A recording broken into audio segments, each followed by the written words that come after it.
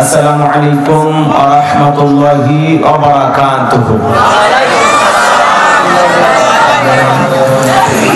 মুসিবতে না পাই যদি, মুসিবতে না পাই যদি করোনা তোমার, কবরে হাসরে কি হবে আমার, কবরে হাসরে কি হবে আমার।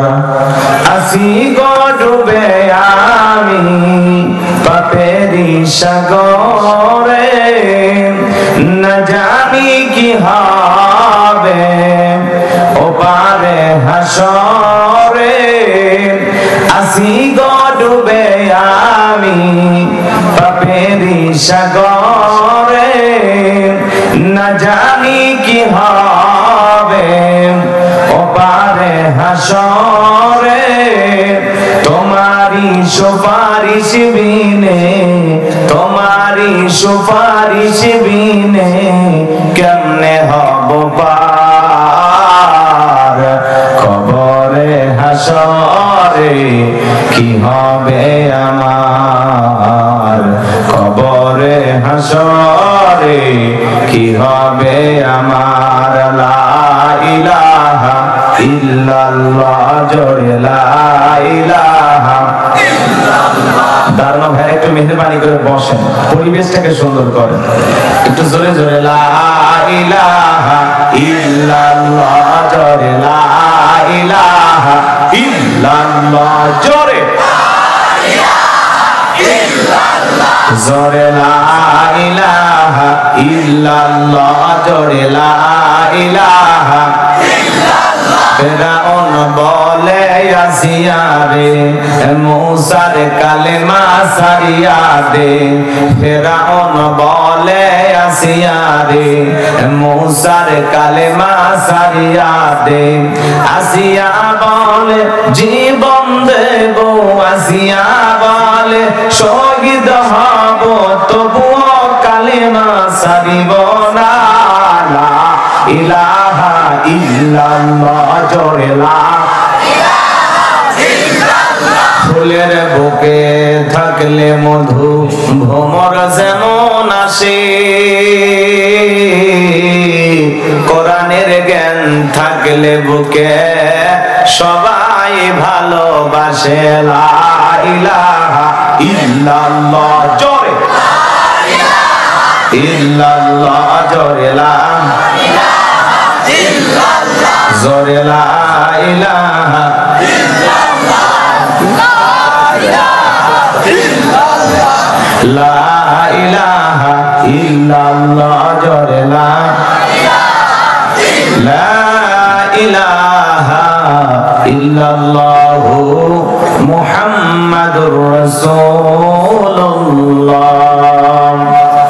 জবান ছেড়ে এক বাক্যে পড়ছি সাল্লাল্লাহু আলাইহি ওয়াসাল্লাম।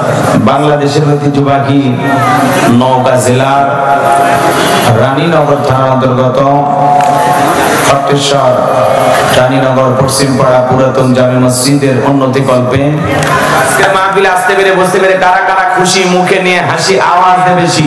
আল্লাহ নামের এমন একটি স্লোগান দেবেন, এলাকায় যদি কোনো ইসলাম বিরোধী উই পোকা, সার পোকা, তেলা পোকা থাকে, ওদের কলিজায় যেন কম্পন সৃষ্টি হয়, এমন আওয়াজ করতে রাজি আছেন যারা।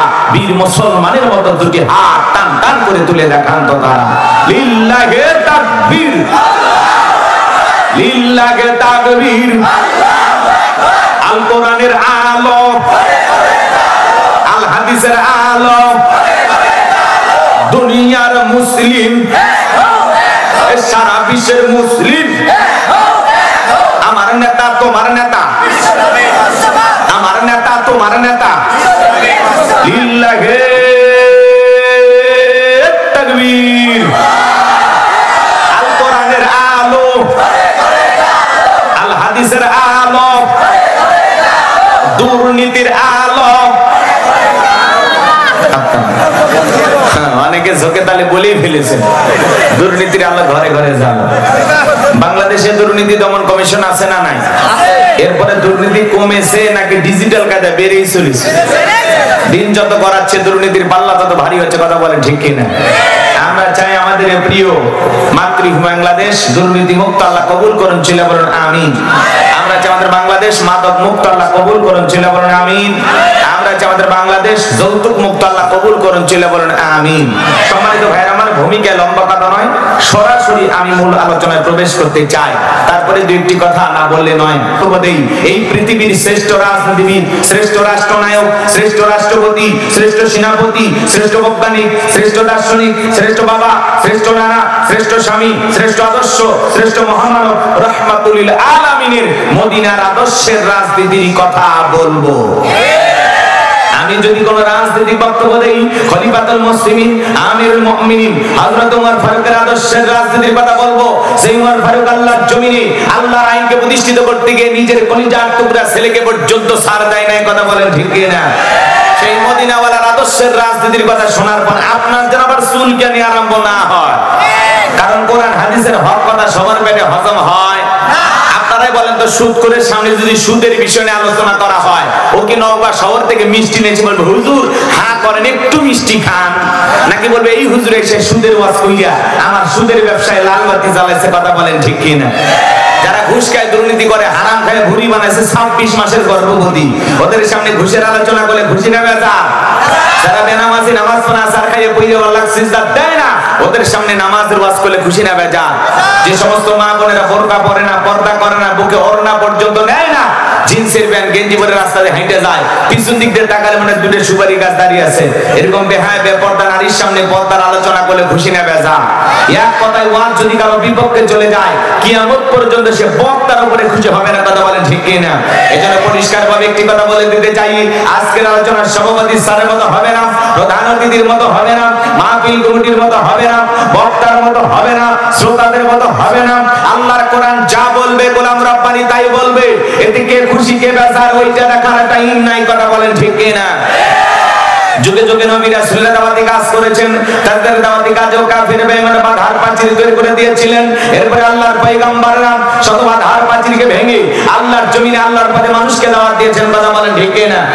আপনারা আমার প্রিয় নবী কালিমার দাওয়াত দিকে কোরআনের প্রচার করতে গিয়ে মার গেছেন, রক্ত ঝরিয়েছেন, দান মুবারক শহীদ হয়ে গেছেন, লোহার টুপি মাথার ভিতরে ঢুকে গেছেন, সাহাবায়ে کرام দ্বীনকে প্রতিষ্ঠিত করতে গিয়ে মার গেছেন, রক্ত ঝরিয়েছেন, জীবন দিয়েছেন। ও বাংলার মুসলমান, 1971 সালে এদেশের মাটির জন্য, এদেশের স্বাধীনতার জন্য আপনারা আমার পূর্বপুরুষেরা যদি রক্ত দিতে পারেন, জীবন দিতে পারেন, প্রয়োজন যদি হয় আল্লাহর জমিনে আল্লাহর দ্বীনকে প্রতিষ্ঠিত করতে গিয়ে, কোরআনের সমাজ কায়েম করতে গিয়ে নবীদের মতো, সাহাবায়ে کرامদের মতো বুকের তাজা রক্ত দিতে হয় দ্বীনের জন্য, কোরআনের জন্য, ইসলামের জন্য।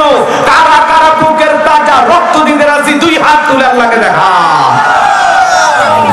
কবরে হাসরে কি হবে আমার, তুমি তো দিয়েছ দেখিয়ে আলোর পথ, বলেছ সে পথে মিলবে রহমত।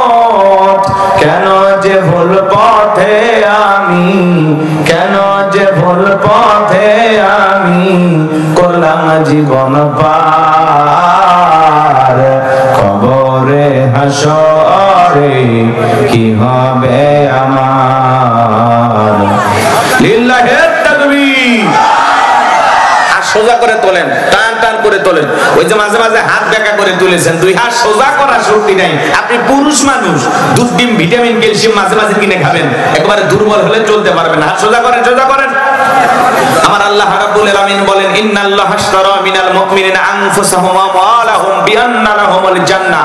সূরা তাওবার 111 নম্বর আয়াতে আল্লাহ পাক জানিয়ে দিলেন, নিশ্চয়ই মুমিন বান্দাদের জান মাল আমি আল্লাহ ক্রয় করে নিয়েছি, বিনিময়ে দেব জান্নাত। বলুন সুবহানাল্লাহ। তাহলে বলেন তো বাজান, আপনার আমার জীবনের মালিক কে?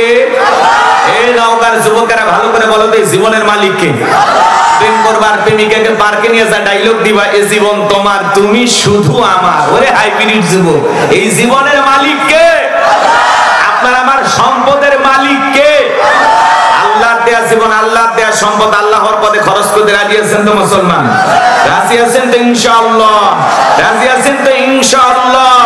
বাম হাত নামান, শুধু ডান হাত তুলে রাখেন। আল্লাহ রাব্বুল আলামিন বলেন ইল্লা আসহাবাল ইয়ামিন ফি জান্নাতি ইয়াতাসাআলুন, ডানপন্থী যারা জান্নাতের বাগানে থাকবে তারা, ডানপন্থী যারা আল্লাহর প্রিয় হতে পারবে তারা। বলুন আল্লাহু আকবার।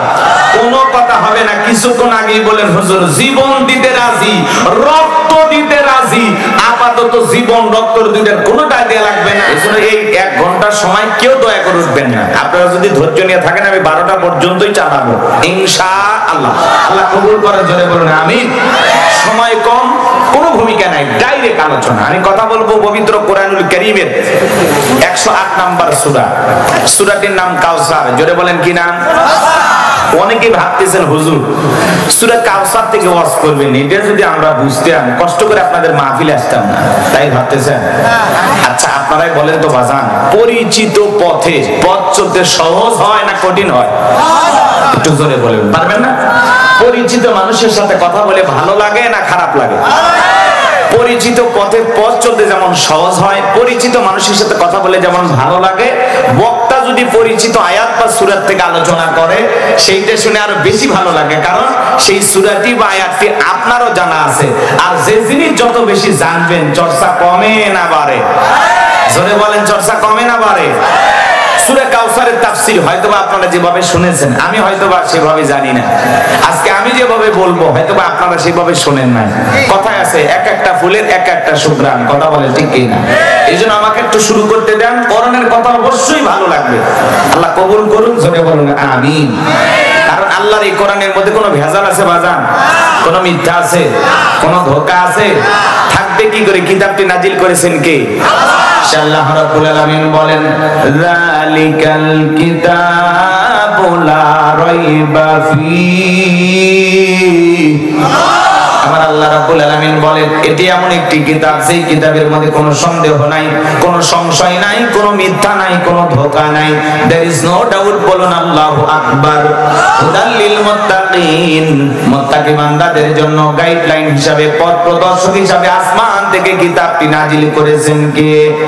সেই কিতাবের আলোচনা শুনলে লাভ না লস? লাভটাকে আমার আল্লাহ জানায়া দিলেন ওয়া ইযা কুরিয়াল কুরআনু ফাসতামিউ লাহু ওয়া আনসিতু লাআল্লাকুম তুরহামুন।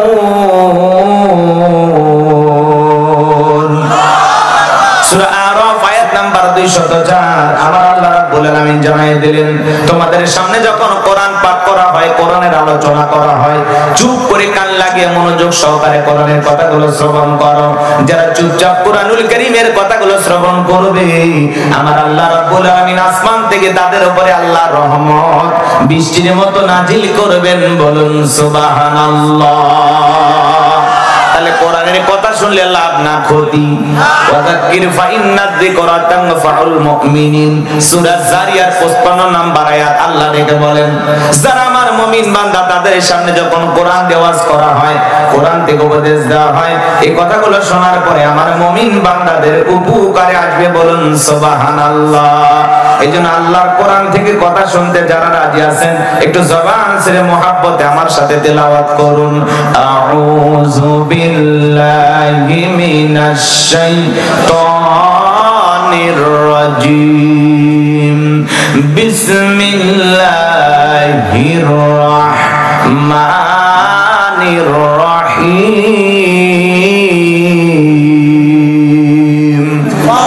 বিতাড়িত মুদ্রার শয়তানের কাছ থেকে আল্লাহ পাকের কাছে আশ্রয় প্রার্থনা চাচ্ছি। পরম করুণাময় সিমদালু আল্লাহ তাআলার নামে শুরু করছি। যে কোনো কাজ শুরু করব কার নামে? আল্লাহর নামে কাজ শুরু করলে কল্যাণ আছে না নাই? বরকত আছে না নাই?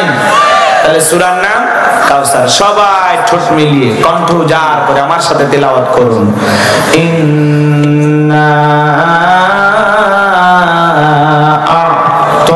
আ'তাইনাকাল কাউসার ফাসাল্লি লিরাব্বিকা ওয়ানহার ইন্না শানিয়াকা হুয়াল আবতার। আল্লাহু আকবার।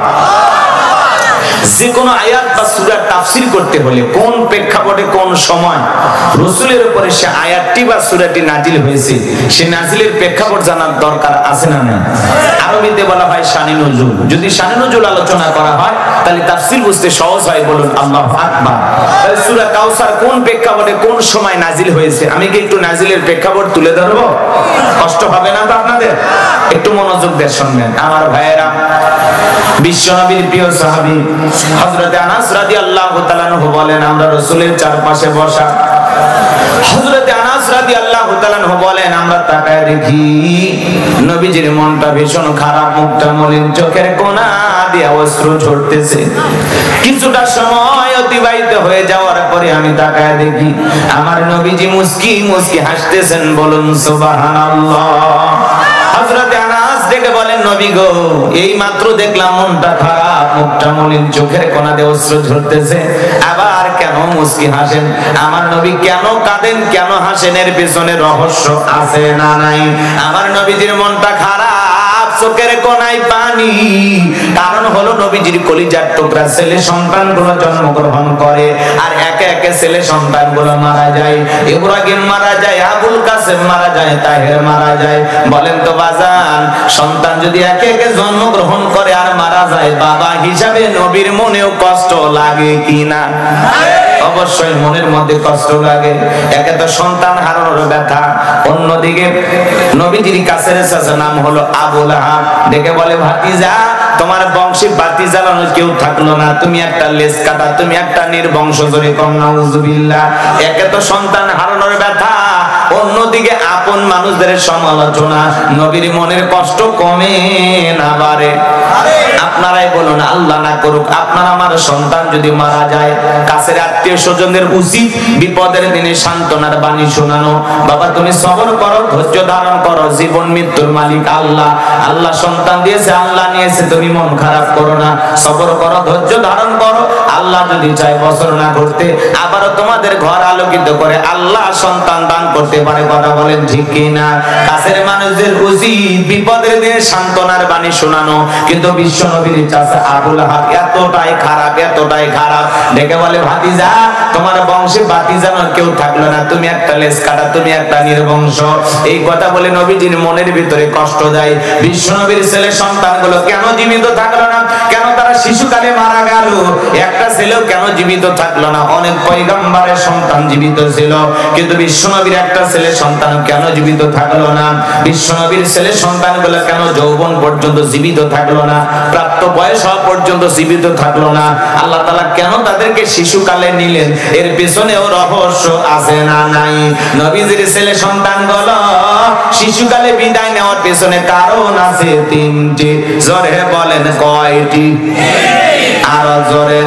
নবীজির ছেলে সন্তানগুলো কেন জীবিত থাকলো না? আল্লাহ তাআলা কেন তাদেরকে শিশুকালে নিলেন? কি সেই রহস্য, কি সেই কারণ? নবীর উম্মত হিসাবে জানতে মনে চায় না? নবীজির ছেলেগুলো কেন জীবিত থাকলো না? কারা কারা শুনবেন? দুই হাত তুলে দেখান তো দেখি। লিল্লাহি তাকবীর। বাজান গো আমার, আমি যদি সেই তিনটি কারণ আলোচনা শুরু করি তাহলে 3 নাম্বার আয়াতের আলোচনা শুরু করা লাগবে। আমি কি 1 নাম্বার আয়াত বাদ দিয়ে 3 নাম্বারে যাব, নাকি আস্তে আস্তে শুরু করা যায়? নবীজির সম্মান মর্যাদা আমরা অনেকেই বুঝি না। এক জায়গায় যা বললাম, ভাই বলেন তো আমাদের নবীর নাম কি? বলে হুজুর আব্দুল কাদের জিলানী। পীর সাহেবের নাম মুখস্থ আছে, কিন্তু কপাল পোড়া দয়ার নবীর নামটাও জানে না। আছে না নাই? কষ্ট হচ্ছে আপনাদের? বিরক্ত হইতেছেন আমার কথা? আমার ভাইয়েরা গভীর মনোযোগ দিয়ে শুনবেন। নবীজির ছেলে সন্তানগুলো কেন মারা গেল, কি সেই তিনটি কারণ, কি সে রহস্য, আমি অবশ্যই আপনাদেরকে বলবো, যদি আপনাদের সময় থাকে, ধৈর্য থাকে। এ বাজান গো আমার, একে তো সন্তান হারানোর ব্যথা, অন্যদিকে আপন মানুষদের সমালোচনা, নবীজির মনের কষ্ট বাড়ে। অন্যদিকে সাহাবায়ে কেরাম যারা ইসলাম ধর্ম গ্রহণ করে, কাফের বেঈমানরা তাদের উপর নির্যাতন, জুলুমের স্টিমরোলার চালায়। হযরতে বেলাল তখনও কালেমা পড়ে মুসলমান হন নাই। নবীজি রাতের বেলায় দারুল আরকামে বসা। হযরতে বেলাল বিশ্ব নবীর দরবারে উপস্থিত হয়ে গেলেন। নবীজির চেহারা মোবারকের দিকে তাকাইয়া ডেকে বলেন, নবী গো, আপনার চাইতে সুন্দর মানুষ আমি জীবনে কোনোদিন দেখি নাই। বলুন আল্লাহু আকবার। আপনার আমার নবী কতটা সুন্দর জানেন? হযরতে জাবের রাদিয়াল্লাহু তাআলা আনহু বলেন, পূর্ণিমার রাত আমি রাসূলের বাড়িতে গিয়েছিলাম। সেদিন দেখেছিলাম চাঁদ উদয় হয়েছে দুইটা, একটা চাঁদ আসমানে আর একটা চাঁদ জমিনে। আমি একবার আসমানের চাঁদের দিকে তাকাই, আর একবার জমিনের চাঁদের দিকে তাকাই। হযরতে জাবের রাদিয়াল্লাহু তাআলা আনহু বলেন, ওই আকাশে পূর্ণিমার চাঁদের চাইতে বিশ্ব নবীকে আমার কাছে বেশি সুন্দর মনে হয়। একটু জোরে বলেন না সুবহানাল্লাহ। আপনার আমার নবী কতটা সুন্দর ছিলেন জানেন? আম্মা জান আয়েশা ডেকে বলেন, যারা ইউসুফ নবীর চেহারার দিকে তাকাইয়া ফল কাটতে গিয়ে আঙ্গুল কেটে ফেলে দিয়েছিল, ওরা যদি বিশ্ব নবীর চেহারার দিকে তাকাইতো, শুধুমাত্র আঙ্গুল নয়, আঙ্গুল কাটতে কাটতে হাত কাটতে কাটতে কখন যে নিজের কলিজা কেটে দুভাগ করে দিত, মুহূর্তের জন্য টের পাইতো না। আপনার আমার নবী এতটাই সুন্দর। আম্মা জান আয়েশা বলেন, ও দুনিয়ার মানুষ, তোমাদের একটা সূর্য আছে, আমি আয়েশার একটা সূর্য আছে। তোমাদের সূর্য উদয় হয় দিনের বেলায়, আর আমি আয়েশার সূর্য উদয় হয় রাতের বেলায়। আম্মা জান আয়েশা একদিন সেলাইয়ের কাজ করতেছিলেন, হাত থেকে সুইটা পড়ে গেল, বাতিতে কোনো তেল ছিল না, বাতি জ্বালাইতে পারলেন না, অপেক্ষায় বসে থাকলেন। বিশ্বনবী যখন এশার সালাত আদায় করার পরে ঘরের ভিতরে প্রবেশ করলেন, সর্বপ্রথম নবীজি আম্মা জান আয়েশাকে সালাম দিলেন। বলুন আল্লাহু আকবার। নবীজি ঘরে ঢুকে তার স্ত্রীকে কি দিলেন? সালাম দিলেন। তাহলে রাসূলের ঘরে যদি আমল থাকে, উম্মতের ঘরে আমল থাকার দরকার আছে না নাই? স্ত্রীকে সালাম দেওয়া রাসূলের সুন্নাত, কথা বলেন ঠিক কি না? বাড়িতে যা বিবিকে সালাম দিবেন, আসসালামু আলাইকুম রহিমা, কেমন আছো সোনা? ঘরের দরজাটা খোলো না, আমি তোমার লিটনের বাপ, তোমার দিওয়ানা। বউ খুশি হয়ে দরজা খুলে দেবে, কথা বলেন ঠিক কি না? কিন্তু আমাদের ব্যবহার তো এত ভালো না, কথা বলেন না? বাড়ির দরজায় যে চিৎকার মারে, এ রুবেলের মামে দরজা খোল, বেশি দেরি হলে দরজা ভেঙে ফেলে দিয়া আজকর পিঠের উপর কি যে হবি রে। ভিতর থেকে বউ বলে, এটা স্বামী না সেকেন্ড আজরাইল। আছে না নাই? যত গরম সব বউয়ের কাছে, কথা কোন ঠিক কি না? এখন আবার উল্টো গরম বউ দেখায়, এমন বউ আছে না নাই? আস্তে আস্তে সাইজ করছে যে পরে পরে ওদেরকে পরে বুঝেন না? মা বোনদের জন্য অবশ্যই স্পেশাল আলোচনা হওয়া দরকার, দরকার আছে না? এজন্য মা বোন যারা বসেছেন একটু অপেক্ষা করেন, অল্প সময়ের মধ্যে আমি গোলাম রব্বানী আপনাদের ওয়াজ করে দেব শুরু, কারণ আপনারাই ঘরে বাইরে আমাদের নাটের গুরু, কথা বলেন ঠিক কিনা? চলেন সামনের দিকে যাই, অবশ্যই মা বোনদের নিয়ে আলোচনা হবে, না হলে ওরা বড় আন্দোলন করবে, আমরা কি হাদিয়া দিলাম না, আমরা কি দান করলাম না, পুরুষের সব ওয়াজ করলো, আমাদের ওয়াজ কেন করলো না? গাড়ির চাকা ঘুরতে দেবে না, কথা বলেন ঠিক কিনা? এমনি চতুর্দিকে স্লোগান চলতেছে, নারী পুরুষের সমান অধিকার, নারী পুরুষের সমান অধিকার, আবার দেখি ব্যানার ধরে পুরুষ মানুষ বলে সমান অধিকার, শালা চাই কি? এটা পুরুষ না হিজড়ে, কথা কর না কে আপনারা? মহিলার আন্দোলনে কোন পুরুষ যা করবে, নারী পুরুষের সমান অধিকার, পুরুষ ওদেরকে পরে সাইজ করতেছি, রাগ করতেছেন আপনারা? তাহলে বউকে সালাম দিতে পারবেন তো ইনশাআল্লাহ? প্রথমে সালাম দিবেন, লোকজন যদি না থাকে বউয়ের হাত ধরে মুসাফা করবেন। কার হাত? বউয়ের হাত, পাশে বাড়ি ভাবির হাত না, ধরলে আবার ঝাঁটা দিয়ে পিটাবে, কথা কোন ঠিক না?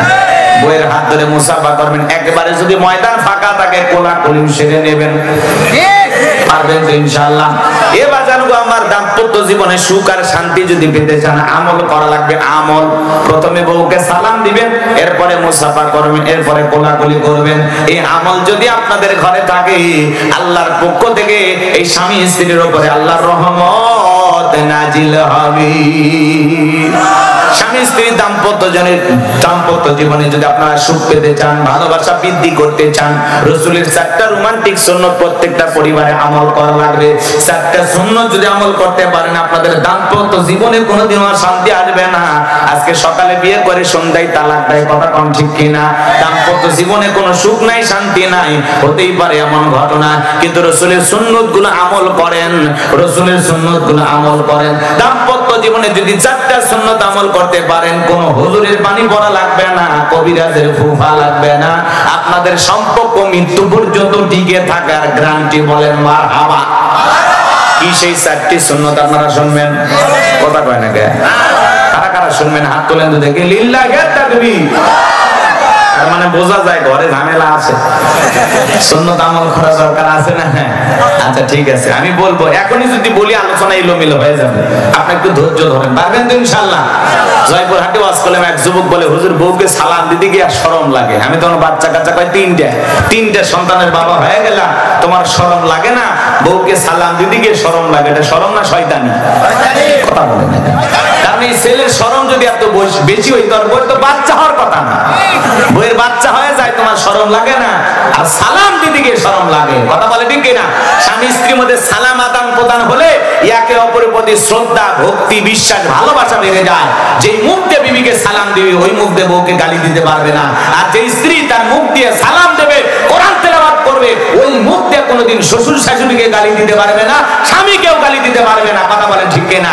আর যারা গালি দেয় এরা সমাজের অসভ্য বেহায়া নারী, কথা কোন ঠিক কিনা? কষ্ট হচ্ছে আপনাদের? সামনের দিকে যাই বাজান গো আমার, আমি গুনাহগার যে কথা বলতে চাচ্ছিলাম, হৃদয়ের কান পেতে কথাগুলো শুনে যান। আম্মা জান আয়েশা থেকে বলেন, নবীজি আমাকে সালাম দিয়ে ঘরের ভিতরে প্রবেশ করলেন। নবীজির চেহারার আলোতে সুইটা কই পড়ে আছে আমি পরিষ্কার দেখতে পেয়েছি। বলুন সুবহানাল্লাহ। আপনারা আমার নবীর সম্মান মর্যাদা কত জানেন? যে নবী হা বললে পুরো পৃথিবীবাসীর জন্য আল্লাহ পাক হালালে পরিণত করে দেয়। যে নবী না বললে পুরো পৃথিবীবাসীর জন্য আল্লাহ পাক হারামে পরিণত করে দেয়। যে নবী জমিনে পা তুললে মাওলা পাকের আরশে আজিমে পৌঁছে যায়। আল্লাহু আকবার বলেন। যেদিন আরশে আজিমে গেছেন মাওলা পাকের সাক্ষাতে, আল্লাহর দিদারে, যেদিন রাসূল মিরাজ করতে গিয়েছিলেন এবাজান, সেদিন রাসূলের পায়ের জোড়া, পায়ে যে জোড়া স্যান্ডেল ছিল, সেরা সেরা সেরা স্যান্ডেল নিয়ে কই গেছে আরশে আজিমে। আল্লাহু আকবার বলেন। রাসূল যখন স্যান্ডেল খুলতে চায়, আসমানের মালিক আল্লাহ বলে, বন্ধু খুলবেন না। সুবহানাল্লাহ বলবেন না? আল্লাহ কত ভালোবাসেন আপনার আমার রাসূলকে চিন্তা করা যায়। কি হচ্ছে ভাই? বিরক্ত হচ্ছেন আপনারা না? বিরক্ত হলে বলবেন, সাথে সাথে দোয়া করে দেব, কোন সমস্যা নেই। রাসূলের কথা শুনে যদি আপনাদের ভালো না লাগে তাহলে বোঝা যাবে রাসূলের প্রতি আপনাদের 100% মহব্বত, ভালোবাসা নাই। কারণ রাসূলের কথা শুনে তো আপনার পাগল হয়ে যাওয়ার কথা, আপনি অস্থির হয়ে যাবেন, পেরেশান হয়ে যাবেন, কথায় মনোযোগ দেবেন, কান খাড়া করবেন। কারণ কথা হচ্ছে রাসূলের কথা। কার কথা হচ্ছে? নবীর প্রতি ভালোবাসা নাই। আপনারা এদিক সেদিক তাকাচ্ছেন। এ বাজান গো আমার, গভীর মনোযোগ দিয়ে কথাগুলো শুনে যান। যে কথা বলতে যাচ্ছিলাম, নবীর সম্মান মর্যাদা কত জানেন? যে নবী আসমানের চাঁদের দিকে ইশারা করলে চাঁদ দুই টুকরো হয়ে যায়। বলেন আল্লাহু আকবার। জমিনে পথ চললে আসমানের মেঘ এসে ছায়া প্রদান করে। আল্লাহু আকবার বলেন। যে ছাগলের স্তনে দুধ নাই, রাসূলের হাতটা যদি ওই ছাগলের স্তনে লেগে যায়, দুধে পরিপূর্ণ হয়ে যায়, যে খাবার 2-3 জন মানুষ খেলে শেষ হয়ে যাবে, ওই খাবারে যদি রাসূলের হাতটা লেগে যায়, শত শত মানুষ খাবার খেয়েও যেমন খাবার তেমনি থাকে। বলুন আল্লাহু আকবার। আপনার আমার নবী যখন ঘেমে যেতেন, আম্মা জান আয়েশা থেকে হাদিস এসেছে, বাজান গো আমার, লম্বা হবে লম্বা করব না, রাসূলের শরীরের ঘামগুলো তারা শিশিতে জমা করে রাখতেন। আমার ভাইয়েরা, বিশেষ দিনে রাসূলের ঘামগুলো সুগন্ধি হিসেবে ব্যবহার করা হতো। বলেন আল্লাহু আকবার। সেই নবীর কাছে হযরত বেলাল কথা মনে আছে না নাই? সেই নবীর চেহারার দিকে তাকাইলে পেটের ক্ষুধা চলে যাইতো। আল্লাহু আকবার বলেন। সেই নবীর কাছে হযরত বেলাল দেখে বলেন, নবী গো, আপনি কালেমার দাওয়াত দেন, ইসলামের প্রচার প্রসার করেন, নবী গো আমার একটু কালেমা পড়ে মুসলমান বানায় দেন। বিশ্ব নবী তখন হযরত বেলালকে কালেমা পড়া দিলেন। লা ইলাহা ইল্লাল্লাহু মুহাম্মাদুর রাসূলুল্লাহ সাল্লাল্লাহু আলাইহি ওয়াসাল্লাম। হযরত বেলাল কালেমা পড়ে মুসলমান হয়ে গেল। আমার নবী ডেকে বলে, বেলাল, ইসলামের অবস্থা এখন ভালো না, কালেমা পড়েছো, আপাতত প্রকাশ করা যাবে না। আপনারাই বলেন তো বাজান, ইসলামের অবস্থা কি সব সময় ভালো থাকে? আজও তাম পৃথিবীর দিকে তাকায় দেখেন, ইসলামের অবস্থা ভালো না। তাম পৃথিবীর জালেম আর বেঈমানদের টার্গেট ইসলাম আর মুসলমান। কথা বলেন ঠিক কি না? আজও ফিলিস্তিনের জমিনে ইহুদি জালেমদের হাতে মুসলমানের রক্ত ঝরে। কথা বলেন ঠিক কি না? আজও তাম পৃথিবীর সাদা চামড়ার দলেরা ঐক্যবদ্ধ হয়েছে দুনিয়ার জমিন থেকে ইসলাম আর মুসলমানকে বিদায় করবে। মনে রাখবেন, মুসলমানদের উপর নির্যাতন জুলুম যত বাড়বে, মুসলমানদের বিজয় তত নিকটে। বলেন আল্লাহু আকবার। ৭৭ বছর ধরে ফিলিস্তিনে মুসলমানদের রক্ত নিয়ে খেলা করতেছে ইহুদি জালেমেরা। হিটলারকে বলা হয় স্বৈরাচারী শাসক। 7 লক্ষ ইহুদিকে হত্যা করেছিল এই হিটলার। মরণের পূর্বে একটা ভাষণ দিয়ে গেছে যে আমি ইহুদিদেরকে কেন মারলাম এটা তোমরা এখন টের পাবা না। কিছু আন্ডা বাচ্চা রেখে দিয়েছি, কিছু সংখ্যক ইহুদি রেখে দিয়েছি, এরা যে কত খারাপ, এরা যে কত পশু তোমরা টের পাইবা, পৃথিবীবাসী তোমরা হারে হারে টের পাইবা। সেদিন হিটলার যে কয়টা মারছিল আর যে কয়টা বাঁচায় রাখছিল, এদেরকে যদি না বাঁচায় রাখতো তাহলে আজকের এই দিন দেখা লাগতো না। কথা বলেন ঠিক না? এই ইহুদি মাত্র 1.5 কোটি ইহুদি এখন তাম পৃথিবীর মুসলমানের বিস্ফোরা। এদের আঘাতের যন্ত্রণা মুসলমানেরা সহ্য করতে পারতেছে না। আজ গাজাবাসী খাবার নাই, হাসপাতালে চিকিৎসা নাই, বিদ্যুৎ নাই। কথা বলে না কেন? খেয়ে না খেয়ে দিন পার করতেছে। আপনি আমি রমজানে কত কিছু খাইলাম, আর তারা না খেয়ে রোজা ছিল। আহারে, গাছের লতা পাতা খেয়ে জীবন ধারণ করতেছে। কথা বলে ঠিক না? শিশু থেকে বৃদ্ধ পর্যন্ত কেউ ওদের হামলার হাত থেকে রক্ষা পায় না। এখনো হাজার হাজার আহত মানুষ, কারো পা নেই, কারো হাত নেই। হাজার হাজার মানুষ এখনো অসুস্থ হয়ে হাসপাতালে বেডে কাতরাচ্ছেন, ঘরে কাতরাচ্ছেন। কথা বলেন ঠিক না? এই জুলুমের শেষ কি হবে না? অবশ্যই হবে ইনশাআল্লাহ। আল্লাহর কাছে দোয়া করব, আল্লাহ ফিলিস্তিনের মুসলমানদেরকে আপনি বিজয় দান করুন। যদি বলুন আমিন। আল্লাহ নিকৃষ্ট ইহুদি বর্বর এই জাতিকে আপনি পৃথিবীর জমিন থেকে ধ্বংস করে দেন। কথা বলেন ঠিক কিনা? নমরুদ ফিরাউন যেভাবে ধ্বংস হয়েছে, এই ইহুদি জাতিরা একদিন ধ্বংস হবে। কথা বলেন ঠিক কিনা? এই জন্য ইহুদিদের কোন পণ্য মুসলমানেরা ক্রয় করবেন না। আপনারা দেখেছেন বাংলাদেশে জিম্বাবুয়ের এক ক্রিকেটার এসেছেন খেলতে, মুসলমান, নাম হলো সিকেন্দার রাজা।